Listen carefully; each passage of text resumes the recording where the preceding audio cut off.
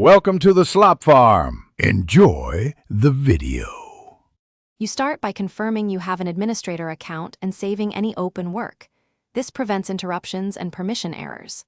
Once done, open Device Manager directly, use Start Search or press Win+X and pick Device Manager, because that's where drivers live. Next, find and expand the keyboard's category. You will see one or more entries. If you see a generic HID or named keyboard, right-click it to prepare for driver actions. This initializes the update path and avoids guesswork. Now you update.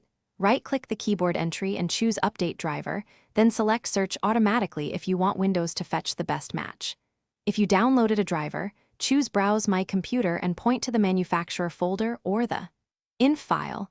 This ensures the device uses the intended driver versus a generic fallback.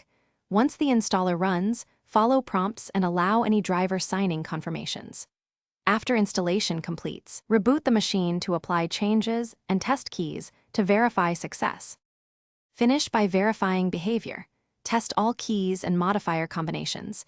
Make sure repeat rate and layout match expectations.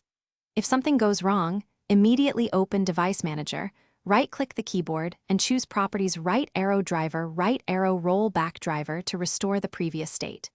If rollback is unavailable, download a different driver from the manufacturer or use the Windows Update catalog.